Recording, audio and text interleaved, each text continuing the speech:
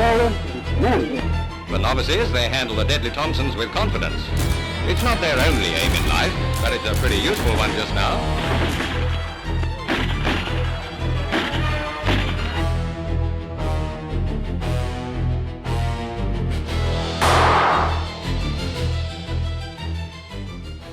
Born in an era when trench warfare turned the fields of Europe into hell on earth, the Thompson Submachine Gun, also known as the Tommy gun, was not merely a technical invention, but an urgent response to a new and brutal kind of war. The late stages of World War I had revealed a grim reality. Millions of soldiers were trapped in muddy trenches, separated by the deadly expanse of no man's land, where long rifles proved cumbersome and heavy machine guns too immobile to advance. The major armies were at a stalemate. They needed a weapon small enough for infantry to carry, fast enough to clear out enemy positions at close range, and powerful enough to shift the tide of battle within seconds. In this context, U.S. Army Major General John T. Thompson began nurturing a bold idea in 1917, a personal weapon capable of unleashing a storm of bullets like a miniature machine gun. He envisioned a firearm that could wipe out an entire platoon with a single operator, allowing assault troops to break through narrow trench lines without needing to drag heavy machine guns behind them. From that vision was born the project to develop America's first true submachine gun. Although it was completed too late to see action in World War I, the Thompson immediately caused a sensation upon its debut. An astonishing rate of fire, formidable stopping power from its 45 ACP rounds, and a compact design that allowed soldiers to shoot while on the move. And then, in a strange twist of history, this weapon born for the battlefield found its first stage on the streets of America. During the Prohibition era, the Tommy gun became the weapon of choice for gangsters, immortalized in a series of bloody showdowns. Most infamously, the 1929 St. Valentine's Day Massacre, which shocked the nation with the sheer speed and devastation of a weapon originally built for war. By 1928, the U.S. Army had formally adopted the Thompson. When World War II broke out, both American and British forces used the Tommy gun across many major theaters, from the jungles of the Pacific to the beaches of Europe. In the hands of paratroopers, commandos, and Marines, it became an icon of close-quarters fighting, compact, relentless, carrying the scent of death. A weapon born of a need to survive had become one of the defining arms of 20th century warfare. From that initial spark of an idea, Thompson did not remain a drawing on paper, but progressed through many experimental stages, each modification answering the increasingly clear demands of combat: high volume of fire, mobility, and durability. In 1918, the design team revealed a prototype called the Annihilator I with a long barrel and the Blish locking mechanism, an experimental variant that demonstrated extremely high cyclic rates in tests, some approaching 1,500 rounds per minute, but also exposed the concept's limits. Recoil and stability became issues that needed fixing. By the early 1920s, the first commercial version, Model 1921 amperes, produced by Colt, left the factory weighing about 4.8 kilograms with an effective range of only around 50 meters, making it plain that the Thompson was built to dominate close-range fighting rather than serve as a long-range rifle. Refinement continued with the M1928 and M1928A1 changes that were more than cosmetic tweaks, representing a sustained effort to balance firepower and usability. A jacketed barrel with cooling fins, the Cuts compensator to reduce muzzle climb during sustained fire, and flexible feeding options with large drum magazines of 5,100 rounds or stick magazines of 20-30 rounds. Those features let the Thompson function as a trench-clearing workhorse, and, paradoxically, as a death toy on the streets. As production speed and cost became decisive factors on the eve of World War II, the weapon was adopted widely by U.S. forces from the late 1920s. The Army standardized it more broadly in 1938. They accepted simplified models, M1 and M1A1, which removed the bulky cooling jacket, simplified the muzzle device, and abandoned the drum, resulting in a lighter, easier-to-manufacture gun that retained rugged reliability thanks to using the already proven 45 ACP cartridge shared with the Colt M1911. In terms of specifications, the Thompson bore all the hallmarks of a weapon built for close-quarters combat: It fired the 45 ACP cartridge 11.4, 3 times 23 millimeters, with a muzzle velocity of roughly 280 meters per second, and its rate of fire varied by model, the M1928. A1 could reach around 830 rounds per minute, while the later M1 and M1A1 versions were tamed to about 600 rounds per minute for better control. Magazine options ranged from 20-30 round box magazines to 50 or even 100-round drums. Its unloaded weight typically fell between 4.5 and 4.9 kilograms, and the overall length between 810 and 860 millimeters, giving it a practical effective range of about 50 meters. These figures explain why it excelled at short range. The 45 ACP round delivered tremendous stopping power, but its heavy recoil caused rapid shot dispersion at longer distances, making the Thompson a weapon designed for storming through doorways and clearing positions in seconds, rather than for long-range engagements. Across its evolution, each new technical element, from the addition of the Cuts compensator to the removal of the complex Blish lock, reflected practical answers to the twin demands of battlefield and industry. Reducing muzzle climb improved burst accuracy. Simplifying the mechanism sped up production and lowered failure rates. Moving the charging handle from the top to the side made operation faster and more intuitive.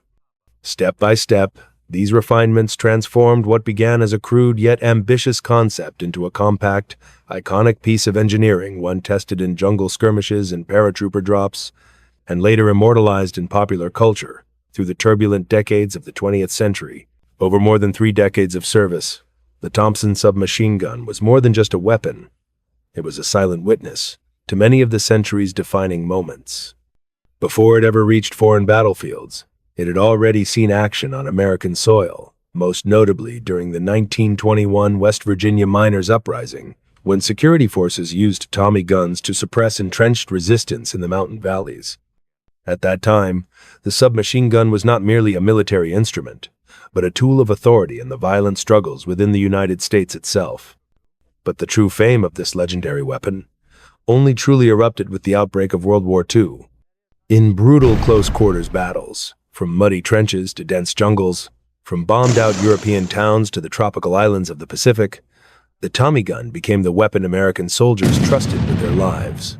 Paratroopers, Marines, and commandos alike carried it into situations where rate of fire and short-range stopping power marked the thin line between life and death. At Guadalcanal, the first major American offensive in the Pacific from August 1942 to early 1943, the Thompson came into its own. In the damp jungles where visibility rarely exceeded a few dozen meters, and Japanese soldiers often struck from concealment, U.S. Marines regarded the gun as their most reliable companion. Its rapid bursts and solid punch made it ideal for ambushes and sudden encounters in the tangled vegetation. 2 years later, on Iwo Jima, the Thompson proved its worth once again in an entirely different environment, a maze of bunkers, tunnels, and thick volcanic ash. As American troops pushed inland, firefights occurred at distances of mere meters. The M1 Garand rifle, though powerful, was often too long to maneuver in the tight spaces, while the compact, hard-hitting Tommy gun became a lifesaver. Many veterans recalled that in the choking smoke and darkness, a short burst from the Thompson could silence a defensive position instantly, clearing the way for comrades to advance. Its distinctive chattering sound, the rhythmic clatter of .45 caliber fire blended with the thunder of artillery and grenades, forming a kind of iron symphony amid the inferno of Iwo Jima. By the time of Okinawa, the last and bloodiest battle in the Pacific, the spring of 1945, the weapon appeared once more in the hands of assault troops. In shattered villages and the pitch-black limestone caves of the island, American soldiers fought meter by meter, using the Tommy gun to sweep out every bunker, every corner, every stretch of trench. And then, more than 2 decades after World War II ended, the Tommy gun returned to Asia, this time to Vietnam. Though already outdated, it still appeared sporadically in the early years of the conflict, carried mostly by U.S. advisors, special forces, and certain units of the Army of the Republic of Vietnam. In the dense jungles of central and southern Vietnam, where engagement distances were short and maintenance conditions were harsh, the Thompson's rugged reliability kept it in use. On the other side, M1A1 variants supplied by China or captured in battle continued to serve in the hands of liberation forces. Records suggest that during the urban fighting of the 1968 Tet Offensive, many guerrilla fighters wielded the gun in house-to-house combat, trading fire at ranges of only a few meters. One of the most retold stories of the Thompson's power came from the 29th of January 1945, U.S. Paratrooper Sergeant Leonard Funk found himself surrounded by dozens of German soldiers near Holzheim, Belgium. When the situation seemed hopeless, Funk calmly drew his M1A1, flipped off the safety, and emptied the magazine in rapid bursts. In just a few seconds, he cut down 21 enemy troops, halting their counterattack and turning the tide of the fight. The Medal of Honor awarded to him afterward honored not only his courage, but also the deadly efficiency of that compact firearm, a submachine gun capable of changing the course of a battle. Beyond its military legacy, the Thompson also carved its place in America's own dramatic and often violent history. On the 14th of February 1929, the Street Valentine's Day Massacre shook Chicago to its core. Al Capone's gang used multiple Tommy guns to mow down 7 rivals inside a garage in just seconds, one of the most notorious executions of the Prohibition era. That single event forever embedded the Thompson's image in popular culture, a weapon inseparably tied to both war and organized crime, symbolizing the blurred line between power, violence, and survival in the 20th century. When World War II erupted, the Thompson spread across nearly every front from the jungles of Guadalcanal to the deserts of North Africa and the beaches of Normandy. The American press hailed it as the standard weapon of paratroopers and Marines, while Time magazine once described it in 1939 as the deadliest weapon per pound ever made. After the war, as U.S. military aid networks expanded, vast numbers of Thompsons were shipped to Allied forces in South Korea, France, and numerous other nations, including Vietnam. The image of the Thompson Submachine Gun has always been inseparable from the people who carried it, from heroes on the front lines to outlaws in the shadows. From the visionary military designer who believed in its tactical promise to the ordinary soldiers who clutched it beside their comrades. Its creator, Major General John T. Thompson, was the first to embody that spirit. In 1918, as the trench warfare of Europe turned battlefields into slaughterhouses, he wrote a determined memorandum. Our soldiers are in the trenches. They need a small submachine gun, one that fires 50 to 100 rounds, light enough to crawl with through dugouts, a weapon that a single man can use to wipe out an entire platoon. To him, this was not merely a firearm, it was a tool to liberate soldiers from stalemate, a trench broom designed to sweep away obstacles blocking the advance. From that vision, the weapon became the steadfast ally of countless real men and women during the most trying moments of the 20th century. Many soldiers grew so attached to their Tommy guns that they described them as extensions of their own bodies. In 1943, on Bougainville Island, Marine H.J. Finley was captured in a now famous photograph, sitting amid the thick jungle, one hand resting on his Thompson, the other gently stroking his loyal war dog. In his eyes was a rare calm amid the chaos of war, because he knew that beside him lay a companion he could trust, one that would protect him and his brothers in arms when the sun went down and the enemy emerged from the dark. Likewise, in 1930 Seconds America, when the law wavered under the pressure of notorious gangs, the Thompson became a people's gun, appearing in the hands of both police and criminals, at once a tool of protection and a symbol that spread fear. It showed up in dark alleys and shootouts in front of storefronts, and was later seen again on the battlefields of Normandy, Bougainville, and the Ardennes, young soldiers carrying it into combat. The journey of this weapon is intertwined with the lives of such people. It began as a cold memorandum in a general's office, was forged in the fires of war, and lived on tenaciously in popular memory. It is not simply a symbol of violence, but a portrait of those who held it, villains and heroes, young soldiers, policemen, criminals, all leaving their fingerprints on that dark wooden stock. The submachine gun proved itself to be both a mechanical achievement and a tactical tool, a harmony of raw power and reliability in harsh conditions. Thick steel parts, a sturdy construction, and a firing mechanism that rarely jammed let it operate dependably in mud, sand, or jungle, qualities prized by troops in the Pacific and on European battlefields. Its characteristic chatter, the solid wooden stock, and the reassuring feel at the shoulder also produced a psychological effect. Soldiers believed they had the perfect weapon beside them, and that a short burst could change a situation. Tactically, The Thompson enabled close assault units, paratroopers, commandos, Marines to carry out raids, cordons, and rapid support. In many cases, the tracer of a drum or stick magazine's fire even served as an aiming reference for other guns, testifying to its flexibility within small unit formations. But every advantage comes with a cost, and the Thompson was no exception. Its sturdy construction meant substantial weight. Even unloaded, it felt heavy, and carrying a 100-round drum quickly fatigued the shooter. Strong recoil made sustained fire at longer ranges difficult to control, and the complex mechanism and fine manufacturing made production expensive and early. Finished example would be worth thousands of dollars in today's money.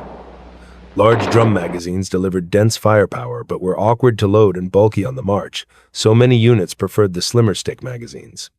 In that context, simplified designs such as the German MP40 or the Allies' Sten M3 grease gun prevailed for their lower cost, lighter weight, and faster producibility. From the mid-1942s, the U.S. Army began shifting toward these more streamlined models to meet the demands of total war. Even so, the psychological imprint it left on soldiers and the fear it inspired in opponents were hard to erase. As one Belgian officer observed, if we had had the Thompson in 1914, Germany would have had a hard time. Today, the M1A1 variant is more a part of history than an active battlefield tool. Modern armed forces, including the U.S. military, long ago replaced the Tommy gun with lighter assault rifles and submachine guns using smaller caliber rounds, such as the M4 carbine or the AK family, better suited for mobile, accurate, multi-role combat. In most developed countries, the icon no longer appears in regular service. It survives in museums, private collections, or old arsenals as a relic of the past. Over time, these guns have slowly faded from frontline use, making way for more advanced, easier to maintain, and lighter weapons capable of meeting the varied demands of any future conflict. Even so, the traces of this once ideal weapon have never disappeared. With roughly 1.7 million units produced, its physical legacy is scattered across the world in military museums, regimental heritage rooms, historical reenactments, and countless films about World War II and the Prohibition era. In a few small modern conflicts, reports have even surfaced of irregular forces still using aging Thompsons as low-cost fighting tools. The Tommy gun thus endures as a quiet symbol, a firearm that carries within it the spirit of early 20th century trench warfare, the American Mafia of the 1932nd, the global campaigns of World War II, and the colonial struggles of the post-war decades. No longer the trench broom it was once meant to be, it has become a vivid fragment of living history, a crossroads where engineering, war, and culture meet.